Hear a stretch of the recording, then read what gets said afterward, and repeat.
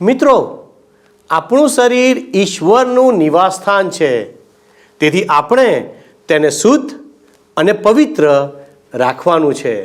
શું તમે તમારા શરીરને પાપરૂપી બાબતોથી દૂર રાખવાનો પ્રયત્ન કરો છો?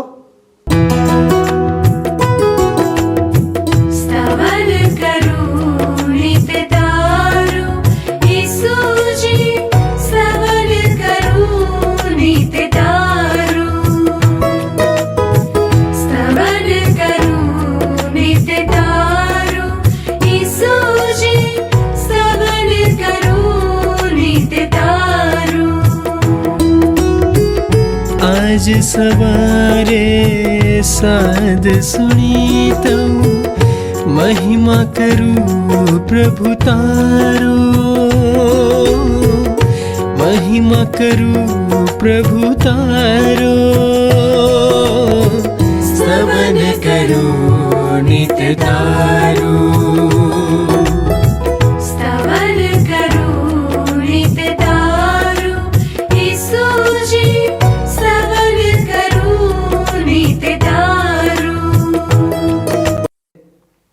પ્રિય મિત્રો, સ્તવન બાઇબલ અભ્યાસ કાર્યક્રમમાં હું આપનો આવકાર કરું છું. વિશેષ કરીને એવા દર્શકોનો આવકાર કરું છું કે જેઓ પ્રથમવાર આ કાર્યક્રમમાં ભાગ લઈ રહ્યા છે. સ્તવન કાર્યક્રમમાં ઈશ્વર વિશે લખવામાં આવેલી વાતોનો અભ્યાસ કરવામાં આવે છે, જે બાઇબલમાં પ્રગટ કરવામાં આવેલી છે. આ દિવસોમાં આપણે યોહાનની સુવાર્તાનો અભ્યાસ કરી રહ્યા છીએ. આપણે જોયું કે ઈશ્વર પોતે પ્રભુ ઈસુના રૂપમાં માનવજાત સમક્ષ પ્રગટ થાય છે. પ્રભુ ઈસુ ઈશ્વરનું માનવ સ્વરૂપ છે, જે માનવોની વચ્ચે રહ્યા, પરંતુ તે તો ઈશ્વર છે.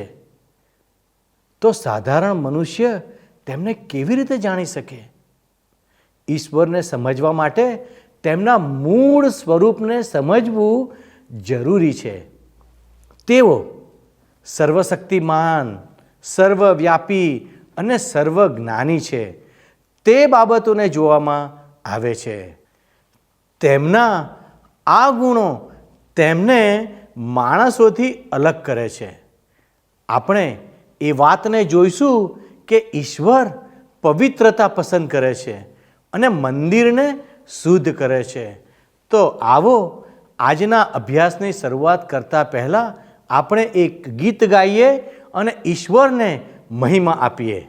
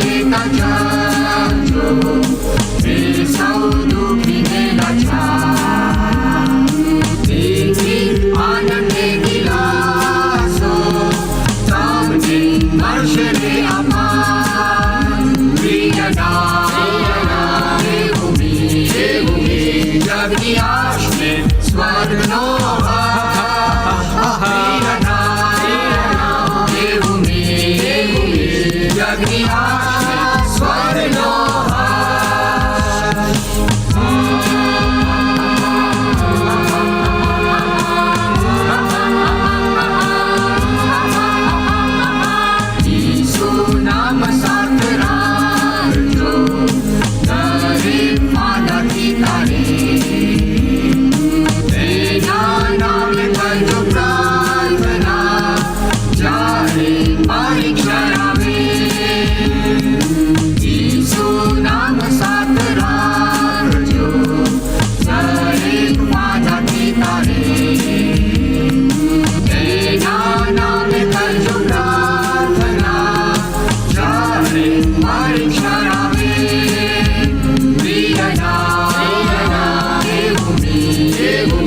જગની આશીષ સ્વર્ગનો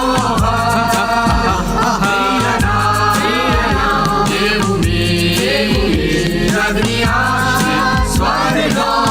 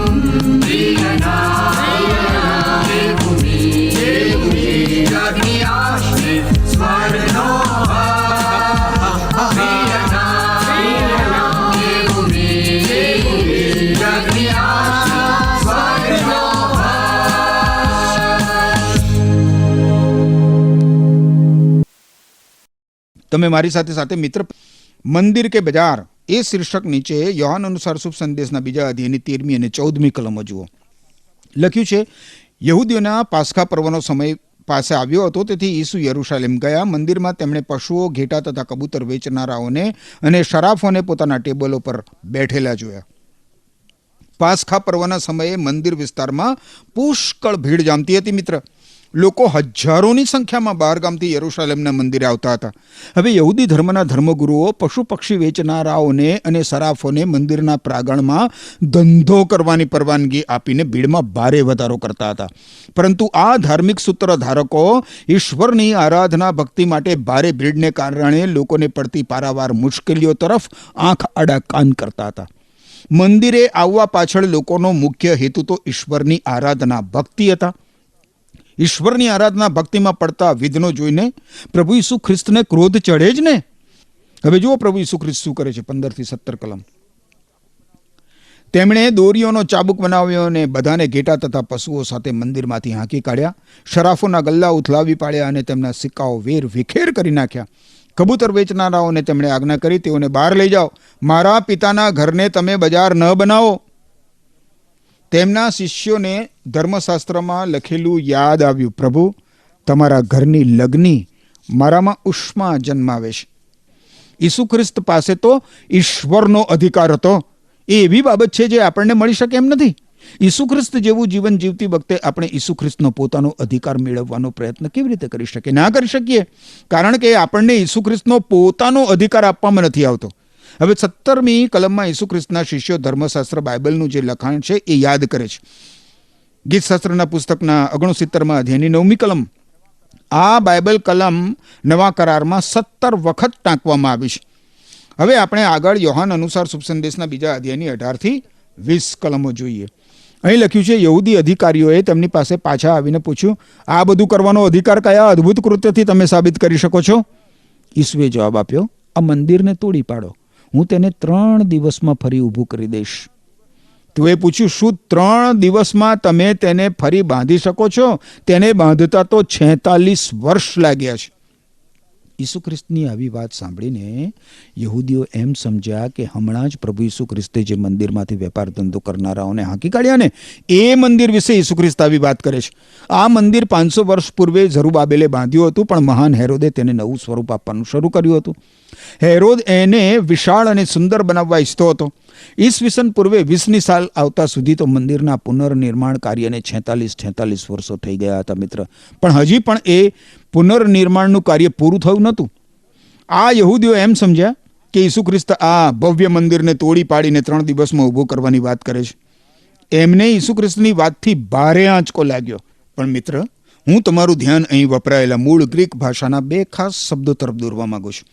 14મી અને 15મી કલમમાં જ્યારે પ્રભુ ઈસુ ખ્રિસ્ત મંદિરની સાફ સફાઈ કરે છે ત્યારે મંદિર શબ્દ માટે જે મૂળ ગ્રીક ભાષાનો શબ્દ વપરાયો છે એ હાયરોન છે.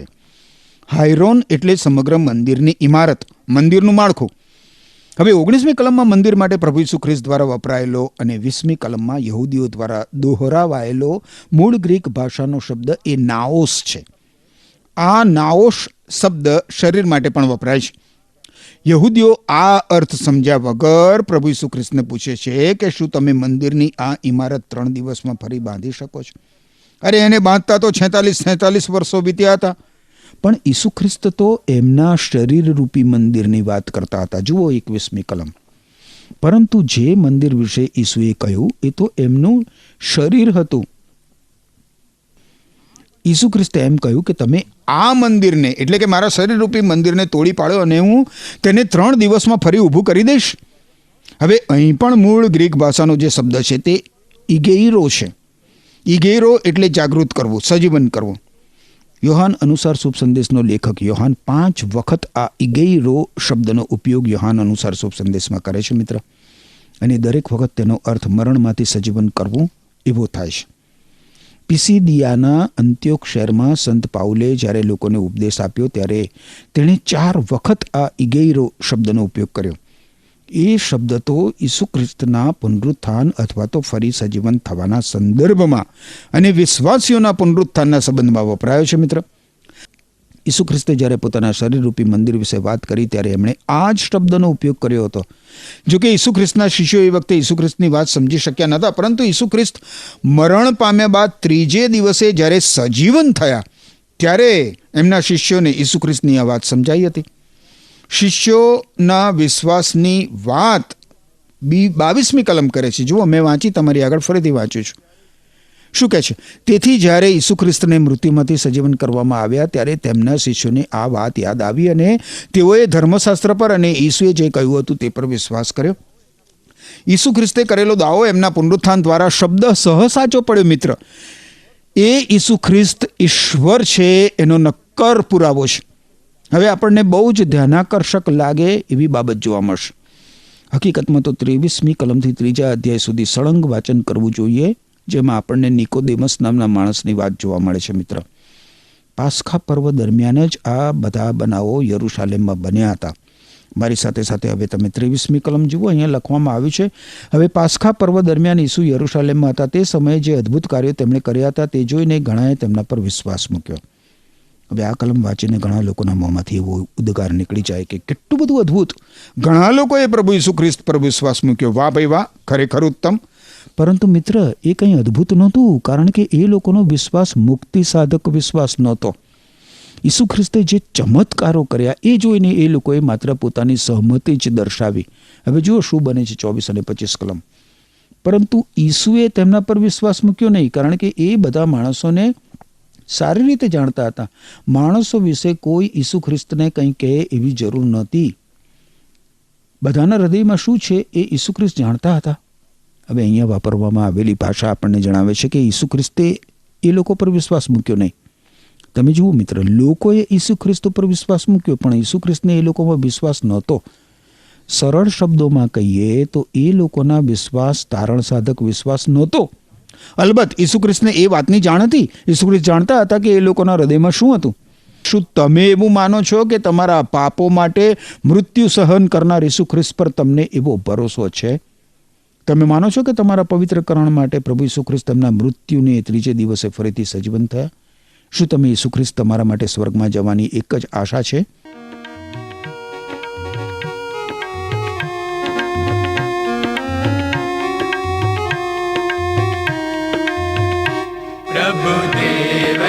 ગાઓ ગાન, રાધાનું સુણાવો માન, પ્રભુદેવના ગાઓ ગાન, રાધાનું સુણાવો માન, સૌ માનો તેનો આભાર, કાઢો ગાયન ના ઉદગાર, પ્રભુદેવના ગાઓ ગાન, રાધાનું સુણાવો માન.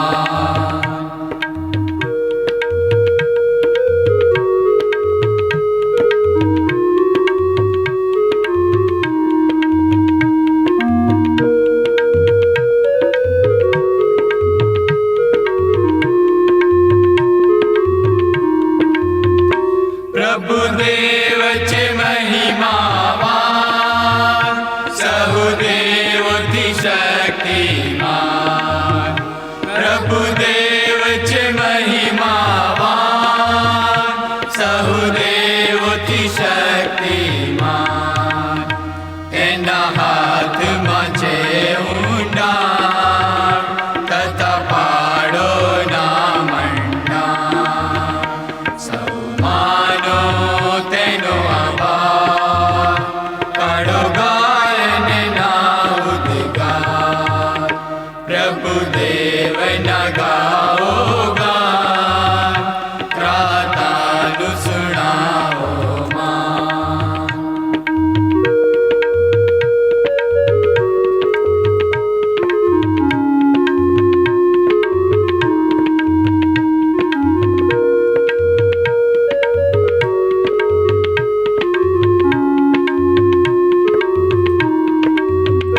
તે છે આપણો સર્જનહાર, તેને આપણે તો ભજનાર.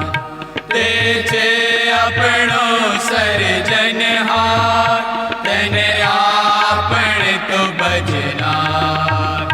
તેના ઘેટા રૂપ થઈએ, આજે તેનું સાંભળીએ. સૌ માનો તેનો આભાર, કાઢો ગાયન ના ઉદગાર, પ્રભુદેવના ગાઓ ગાન, રાધાનું સુણાવો માન. સૌ માનો તેનો આભાર, કાઢો ગાયન ના ઉદગાર. ઈસુ ખ્રિસ્ત જાણતા હતા કે લોકોનો વિશ્વાસ સાચો નહોતો, ખરો નહોતો. ઈસુ ખ્રિસ્ત બધા જ માણસોને જાણે છે મિત્ર. માણસના હૃદયમાં શું છે તેની ઈસુ ખ્રિસ્તને જાણ હતી અને છે. માણસો માટે કોઈ ઈસુ ખ્રિસ્તને ભલામણ કરે એની જરૂર છે જ નહીં, કારણ કે ઈસુ ખ્રિસ્ત જાણતા હતા કે માણસમાં શું છે. બીજા શબ્દોમાં ઈસુ ખ્રિસ્તે ત્યાં લોકટોળાને કોઈ વચનો આપ્યા નહીં. મોટા જન સમુદાયે પ્રભુ ઈસુ ખ્રિસ્ત ઉપર વિશ્વાસ મૂક્યો, પણ પ્રભુ ઈસુ ખ્રિસ્ત એનાથી બંધાયા નહીં. પણ જ્યારે નિકોદેમસ નામનો માણસ રાત્રે ઈસુ ખ્રિસ્ત પાસે આવ્યો ત્યારે ઈસુ ખ્રિસ્ત એની સાથે બંધાયા, કારણ કે નિકોદેમસનો વિશ્વાસ સાચો હતો, ખરો હતો. તમે જુઓ બીજા અધ્યાયની 24મી કલમથી ત્રીજા અધ્યાયની 1લી કલમ. પરંતુ ઈસુએ તેમના પર વિશ્વાસ મૂક્યો નહીં, કારણ તે બધા માણસોને સારી રીતે જાણતા હતા. માણસો વિશે કોઈ પ્રભુ ઈસુ ખ્રિસ્તને કંઈ કહે એવી જરૂર નહોતી. બધાના હૃદયમાં શું છે તે જાણતા હતા. નિકોદેમસ નામે યહૂદીઓનો એક અધિકારી હતો, તે ફરોશિયાના પંથનો હતો. આ કલમો સાથે સાથે વાંચવાથી આપણને સમજાય છે મિત્ર કે લોકટોળા અને નિકોદેમસ વચ્ચે ઘણો મોટો તફાવત છે. નિકોદેમસ જનસમૂહથી જુદો તરી આવે છે. પ્રભુ ઈસુ ખ્રિસ્તે લોકટોળા પર વિશ્વાસ કર્યો નહીં, કારણ કે ઈસુ ખ્રિસ્ત જાણતા હતા કે લોકોનો વિશ્વાસ સાચો નહોતો. પરંતુ આ માણસ નિકોદેમસ સાચો હતો, નિખાલસ હતો. આ નિકોદેમસનો પરિચય મેળવવો બહુ જરૂરી છે મિત્ર. ત્રીજા અધ્યાયની 1લી કલમમાં નિકોદેમસ માટે 3 બાબતો કહેવામાં આવી છે. પ્રથમ બાબત, નિકોદેમસ ફરોશીઓના પંથનો હતો. એનો અર્થ એ કે નિકોદેમસ ઇઝરાયેલના સર્વોચ્ચ લોક જૂથમાંનો હતો. ફરોશી પંથીઓ જૂનો કરાર ઈશ્વર પ્રેરિત છે એવો વિશ્વાસ રાખતા હતા. ફરોશી પંથીઓ મસીહના આગમનમાં પણ માનતા હતા, તેઓ ચમત્કારોમાં પણ માનતા હતા, તેઓ પુનરુત્થાનમાં એટલે કે મૃત્યુમાંથી સજીવન થવામાં પણ માનતા હતા. અને આ નિકોદેમસ આ ફરોશી પંથનો હતો. આપણે એનું નામ પણ જાણીએ છીએ, અહીંયા એનું નામ આપવામાં આવ્યું છે, અને તે યહૂદીઓનો અધિકારી હતો. એટલે આ માણસ 3 પ્રકારના મોરા પહેરીને જીવતો હતો. આ એક આધુનિક માણસનું ચિત્ર છે મિત્ર. નિકોદિમસ જ્યારે ફરોશી પંથીઓને મળતો ત્યારે તે ફરોશી બની રહેતો. જ્યારે નિકોદિમસ ફરોશી પંથીઓ વચ્ચે હોય ત્યારે તે તેઓમાંનો એક બની રહેતો. ત્યારે તે સાવચેત રહેવાનું પડતું મૂકતો.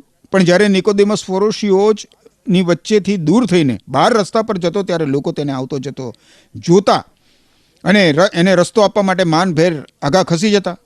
નિકોદિમસ એનો લાંબો ઝબ્બો પહેરીને અને પ્રાર્થના કરવાના જે શાલ છે એ ઉડીને બહાર નીકળતો હતો. એને રસ્તા પર જોઈને લોકો વાતો કરતા કે જુઓ જુઓ જુઓ પેલા યહૂદીઓના અધિકારી નિકોદિમસ જાય. એ એક વિશિષ્ટ વ્યક્તિ છે, એ તો યહૂદીઓના અધિકારી છે. હવે યોહાન અનુસાર શુભ સંદેશના 3 અધ્યાયની 2 કલમ જુઓ. એક રાત્રે તે ઈસુની પાસે આવ્યો અને તેમને કહ્યું, ગુરુજી, અમે જાણીએ છીએ કે તમે તો ઈશ્વરે મોકલેલા શિક્ષક છો. તમે જે અદ્ભુત કાર્યો કરો છો તે કાર્યો કોઈ માણસ ઈશ્વર તેની સાથે ન હોય તો કરી શકે જ નહીં. આ નિકોદેમસ નામનો માણસ મોરું પહેરીને પ્રભુ ઈસુ ખ્રિસ્તની પાસે આવે છે. એ પ્રભુ ઈસુ ખ્રિસ્તને કહે છે કે અમે જાણીએ છીએ. અમે કોણ? અમે એટલે ફરોશીઓ. નિકોદેમસ ઈસુ ખ્રિસ્ત પાસે એક ફરોશી તરીકે આવ્યો. નિકોદેમસ એ મોરું પહેરીને પ્રભુ ઈસુ ખ્રિસ્ત પાસે આવ્યો. નિકોદેમસ પ્રભુ ઈસુ ખ્રિસ્તની સચ્ચાઈથી પ્રશંસા કરે છે. એ પાખંડી નથી. નિકોદેમસ ઈસુ ખ્રિસ્તને જણાવે છે કે અમે ફરોશીઓ બધા એક મતના છીએ કે તમે ઈશ્વર પાસેથી આવેલા શિક્ષક છો. હું માનું છું કે નિકોદેમસ ઈસુ ખ્રિસ્ત સાથે ઈશ્વરના રાજ વિશે ચર્ચા કરવા આવ્યો હતો. ફરોશીઓ રોમની સત્તાને ફગાવી દઈને ઈશ્વરના રાજની સ્થાપના કરવા માંગતા હતા, પણ એમ કરવા માટે એમની પાસે કોઈ ઉપાય નહોતો. પણ હવે અહીં એક એવો નેતા ઊભો થયો છે જે લોકપ્રિય તો બન્યો જ છે, પણ તે જ્યાં જાય છે ત્યાં લોકોના ટોળે ટોળા એની પાછળ પાછળ જાય છે. અને એટલે ફરોશીઓ આ નેતાના ગળા પર એમના રથની ઝૂંસરી નાખવા માંગે છે. આ નેતા ઉપરના પ્રદેશ ગાલિલમાંથી આવ્યો છે અને અહીંના રાજકીય નેતાઓ સાથે કઈ રીતે કામ પાર પાડવું તેની તેને ગતાગમ પડતી નથી. તેથી તેઓ એની સાથે હાથ મિલાવવા માંગે છે, એના હાથ મજબૂત કરવા માંગે છે. અને આ કારણથી નિકોદેમસ પ્રભુ ઈસુની પાસે આવે છે અને કબૂલ કરે છે કે ઈસુ ખ્રિસ્ત ઈશ્વર પાસેથી આવેલા શિક્ષક છે. આ માટે એ પ્રભુ ઈસુ ખ્રિસ્તના ચમત્કારોનો પુરાવો પણ આપે છે. નિકોદેમસે ઈસુ ખ્રિસ્તના ચમત્કારો કબૂલ મંજૂર રાખવા જ પડે. મહેરબાની કરીને એ યાદ રાખો મિત્ર કે પ્રભુ ઈસુ ખ્રિસ્તના ચમત્કારો પર કોઈને શંકા નહોતી. કોઈને નહીં. એ સમયે તો નહીં જ. ઈસુ ખ્રિસ્તના ચમત્કારો પર શંકા સેવી શકાય એવું છે જ નહીં. હવે 3 કલમ જુઓ. ઈસુએ જવાબ આપ્યો, હું તમને સાચે જ કહું છું, નવેસરથી જન્મ પામ્યા વગર કોઈ માણસ ઈશ્વરનું રાજ જોઈ શકતું નથી. મને લાગે છે મિત્ર કે નિકોદેમસ આ જ કારણસર પ્રભુ ઈસુ ખ્રિસ્ત સાથે ઈશ્વરના રાજની વાત કરવા આવ્યો હતો. મને નથી લાગતું કે અન્ય કોઈ કારણસર પ્રભુ ઈસુ ખ્રિસ્તની વાત વચ્ચેથી કાપી નાખીને એને જણાવે કે નવેસરથી જન્મ પામ્યા વગર કોઈ માણસ ઈશ્વરનું રાજ જોઈ શકતું નથી. આ માણસ નિકોદેમસ એક ફરોશી, એના પગના તળિયાથી એના માથાના વાળ સુધી ધાર્મિક હતો, અને છતાં પણ પ્રભુ ઈસુ ખ્રિસ્ત તેને કહે છે કે જો તે નવેસરથી જન્મ પામે નહીં તો તે ઈશ્વરનું રાજ જોઈ શકતો નથી. જો આ માણસ નિકોદેમસ ઈશ્વરના રાજ વિશે અને તેની સ્થાપના વિશે ઈસુ ખ્રિસ્ત સાથે ચર્ચા કરવા આવ્યો હોય તો ઈસુ ખ્રિસ્તના આ વિધાનથી એના પગ નીચેની ધરતી જ ખસી ગઈ. અને એટલે નિકોદેમસ હવે ફરોશીઓનું મોરું ફગાવી દે છે. પણ હજી તે યહૂદીઓનો અધિકારી છે. 4 કલમ જુઓ. નિકોદેમસે પૂછ્યું, માણસ વયોવૃદ્ધ થયા પછી કેવી રીતે ફરીથી જન્મ પામી શકે?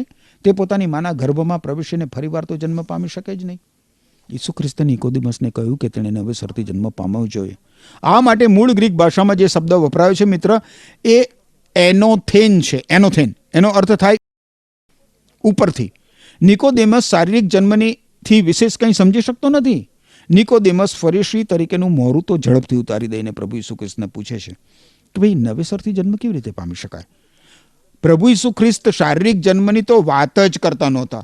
ઈસુ ખ્રિસ્ત તો આત્મિક જન્મની વાત કરતા હતા, પણ નિકોદેમસ આત્મિક જન્મની વાત સમજી શકતો નથી. એનું કારણ એ છે કે એ સમજવા માટે એની પાસે આત્મિક ક્ષમતા જ નથી.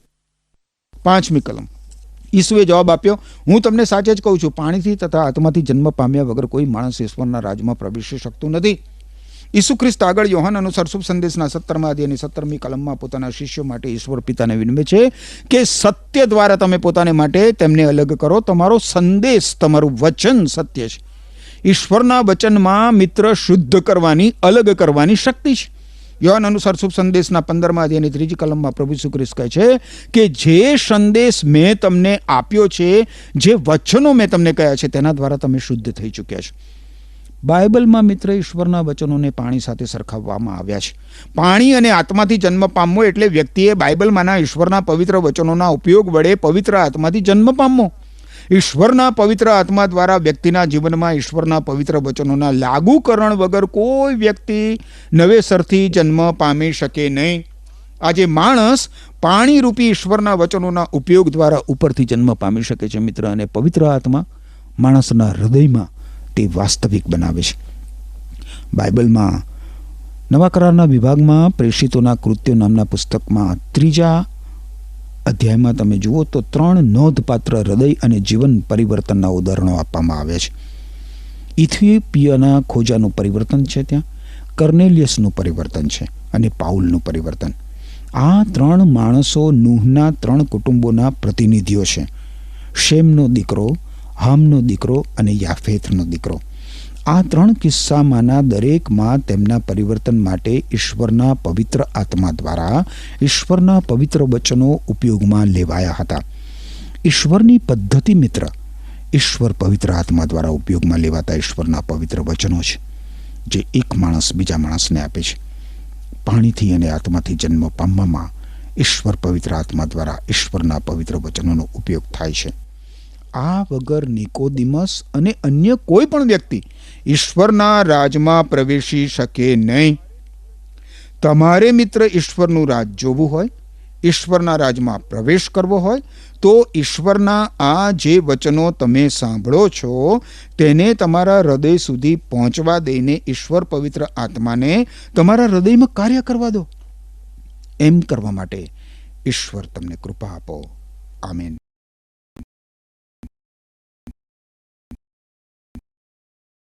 પ્રિય મિત્રો, આપણે જોયું કે ઈસુ મંદિરની અપવિત્રતાથી ખુશ નથી અને તેઓ મંદિરને શુદ્ધ કરે છે. પ્રિય મિત્રો, આપણે એ યાદ રાખવાની જરૂર છે કે આપણું શરીર ઈશ્વરનું મંદિર છે અને ઈશ્વરનો આત્મા આપણામાં વાસ કરે છે. જો આપણે ઈશ્વરના મંદિરનો નાશ કરીશું તો તે આપણો નાશ કરશે.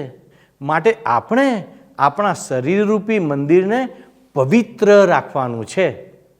ઈશ્વરે તમને અને મને એટલા માટે બનાવ્યા છે કે આપણે ઈશ્વરનો મહિમા પ્રગટ કરીએ.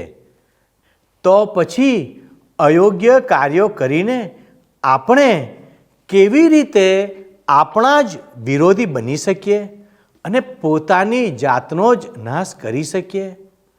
મિત્રો, હું જાણું છું કે તમારો જવાબ ના જ હશે.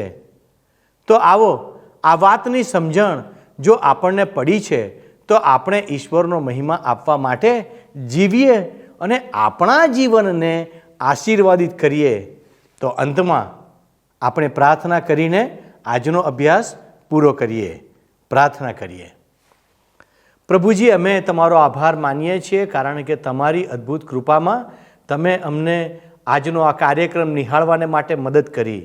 પ્રભુ, આજના કાર્યક્રમમાં અમે જે કાંઈ શીખ્યા છીએ તેનો અમલ કરવાને માટે અમને મદદ કરો. અને પવિત્ર પ્રભુ, અમારા દર્શક મિત્રોમાં જો કોઈ મુશ્કેલીમાં છે, તકલીફમાં છે, હેરાન થઈ રહેલું છે, પરેશાન થઈ રહેલું છે, તો અમારી પ્રાર્થના છે ઈસુના નામમાં તમે તેઓને શાંતિ પૂરી પાડો. તમારી કૃપામાં પવિત્ર પ્રભુ અમારા એ બધા દર્શક મિત્રોને રાખો એવી અમારી વિનંતી છે. એમની સર્વ જરૂરિયાતોને દેવ તમે પરિપૂર્ણ કરો. અમે ધન્યવાદના અર્પણો સાથે અમારી આ વિનંતી ઈસુના નામમાં માગીએ છીએ. મારે સાંભળોને સ્વીકાર કરો. આમીન. વારું મિત્રો, ફરી મળીએ ત્યાં સુધી અમને રજા આપશો. શું તમને આ કાર્યક્રમ ગમ્યો? અત્યારે જ અમને મિસ કોલ કરો